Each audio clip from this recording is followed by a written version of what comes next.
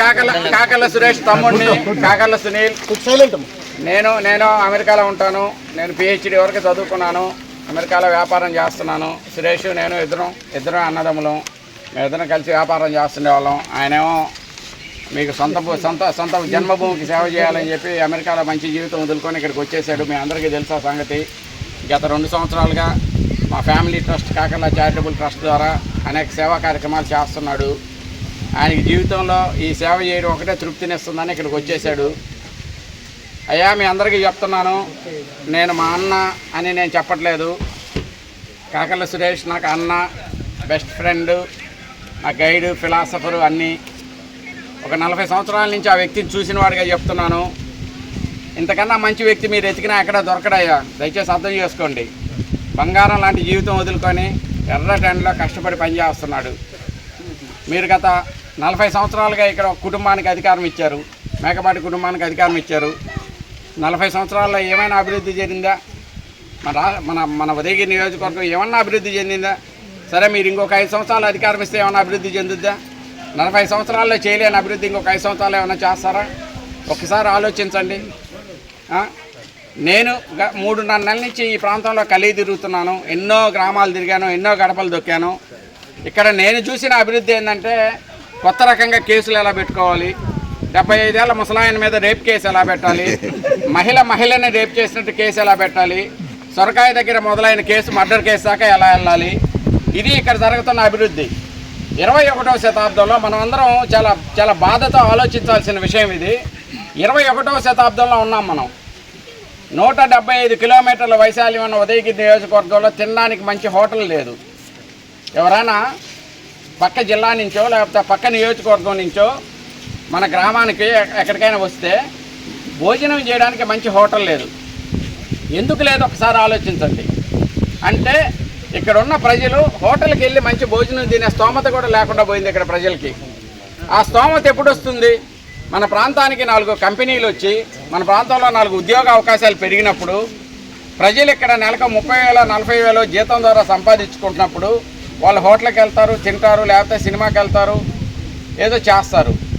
మనము వ్యవసాయం మీద ఆధారపడి నీటి వసతి సరిగా లేకుండా మనం పేదలుగానే ఉన్నప్పుడు మనకు ఖర్చు పెట్టే స్తోమత ఉండదు. ఖర్చు పెట్టే స్తోమత లేనప్పుడు హోటళ్ళు రావు, ఏవీ రావు. ఒకసారి ఆలోచించండి. గత 5 సంవత్సరాలుగా ఇక్కడ మన రాష్ట్రంలో రాక్షస పాలన నడుస్తుంది. లిటరల్గా రాక్షస పాలన నడుస్తుంది. 151 సీట్లు ఇచ్చి జగన్మోహన్ రెడ్డి గారికి అధికారం ఇస్తే ఆయన చేసిన ఫస్ట్ ఘనకార్యం ఏంటంటే ప్రజావేదిక కూల్చేయడం. మీరందరికీ తెలుసు, ప్రజావేదిక మన డబ్బులతో, ప్రజల డబ్బులతో కట్టిన వేదికని కూల్చేసి తన రాక్షసత్వాన్ని చూపించాడు. 33,500 ఎకరాల భూమి సేకరించి ఒక అద్భుతమైన రాజధానిని నిర్మించడానికి చంద్రబాబు నాయుడు గారు పథకం రచిస్తే దాన్ని 3 రాజధానులని ఒక కామెడీ చేసి రాజధానిని అటకెక్కించి మన యువత భవిష్యత్తుతో ఆడుకున్నాడు. అదే అమరావతిలో గత 5 సంవత్సరాల్లో ఒక అద్భుతమైన రాజధాని నిర్మించబడి ఉంటే ఎన్నో కంపెనీలు వచ్చిండాయి, ఎంతో ఉపాధి అవకాశాలు మెరుగుపడి ఉన్నాయి. మన బిడ్డలు ఇక్కడ డిగ్రీ వరకే చదువుకున్న వాళ్ళు ఎక్కడో బెంగళూరు వరకో లేకపోతే హైదరాబాద్ వరకో పక్క రాష్ట్రాలకు వెళ్ళి పరాయి మనుషుల్లాగా బతకాల్సిన అవసరం ఉండేది కాదు. మన సొంత రాష్ట్రం అమరావతిలో ఉద్యోగాలు చేసుకొని హ్యాపీగా బతికేవాళ్ళు.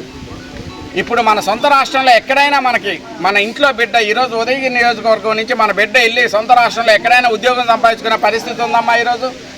మళ్ళా వీళ్ళు చెన్నైయో లేకపోతే బెంగళూరో లేకపోతే హైదరాబాదో లేకపోతే పూనానో వెళ్ళాల్సిందే. కానీ ఆంధ్రప్రదేశ్ రాష్ట్రంలో ఎక్కడైనా ఉద్యోగ అవకాశాలు ఉన్నాయా? ఆంధ్రప్రదేశ్ రాష్ట్రం ఏర్పడిన తర్వాత ఒకే ఒక కంపెనీ, పెద్ద కంపెనీ వచ్చిందంటే కియా కార్ల కంపెనీ. ఆ కియా కార్ల కంపెనీ తీసుకొచ్చిన మహానుభావుడు కూడా చంద్రబాబు నాయుడు గారే. చంద్రబాబు నాయుడు గారు ఎవరైనా కానీ మన గురించి మనం ఆలోచించుకుంటే స్వార్థం అమ్మ, మన బిడ్డల భవిష్యత్తు గురించి ఆలోచించుకుంటే అది పెద్ద రకం అమ్మ. ఎవరైనా, మీరైనా ఎవరైనా మనం ఏం ఆలోచిస్తాం? మన బిడ్డల భవిష్యత్తు గురించి మనకన్నా ఎక్కువ ఆలోచిస్తాం. మనం ఎట్టున్నా సరే మన బిడ్డల భవిష్యత్తు బాగుండాలి, బిడ్డలు బాగుండాలి అని ఆలోచిస్తాం. అంతేనా కాదమ్మా?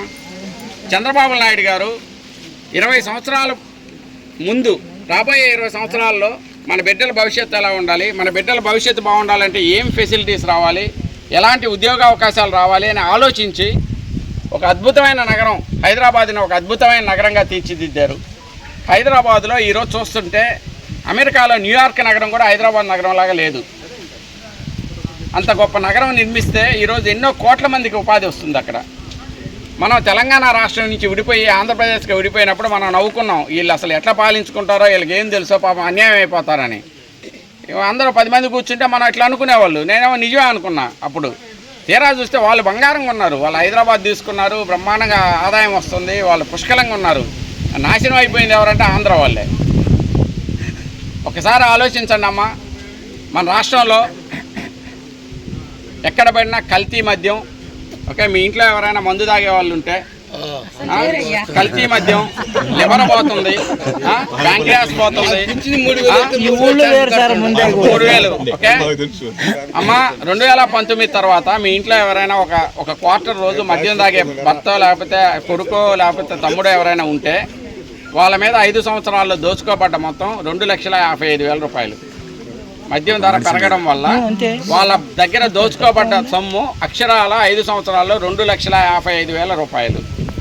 అసలు మన రాష్ట్ర ముఖ్యమంత్రి ఎప్పుడైనా ఏదైనా పని చేయంగా మీరు చూసారా? ఒక సీట్లో హుందాగా కూర్చొని ఉంటాడు, ఒక బటన్ నొక్కుతుంటాడు. అంతకు మించి వేరే పని చేయంగా ఎవరైనా చూసారా? లేదు. బయటకు వచ్చాడంటే పరదాలు ఉంటాయి, అటు ఒక పరదా ఇటు ఒక పరదా ఉంటుంది. మీరు ఈసారి అవకాశం ఇస్తే, మీరు ఇంకోసారి ముఖ్యమంత్రి పదవి ఇస్తే పైన కూడా పరదా వస్తుంది, లేకపోతే చుట్టూ గ్లాసులు కట్టుకొని తిరుగుతాడు. 2019లో ఎన్నికల ప్రచారానికి వచ్చినప్పుడు జగన్మోహన్ రెడ్డి ఎలా వచ్చాడమ్మా? గడ్డం పట్టుకొని బతిలాడాడా, బొక్కలు నిమిరాడా, ముద్దులు పెట్టాడా, ఓటు అడిగాడా? మరి 2024లో ఒక్క అవకాశం ఏమని అడిగాడా? 2024లో ఓటు అడగడానికి వచ్చినప్పుడు ఏసీ బస్సుల నుంచి దిగుతున్నాడు. అసలు ఏసీ బస్సుల నుంచి ఇట్లా అంటాడు హావభావాలు చేస్తాడు తప్ప కనీసం దిగి జనాల మధ్యలోకి వస్తున్నాడా? ఎవరో గులకరాయితో కొట్టారని గులకరాయి కనపడలేదు. బ్యాండేజ్, ఇంత పెద్ద బ్యాండేజ్ వేసుకొని తిరిగాడు. ఒకరోజు సడన్గా బ్యాండేజ్ పోయింది.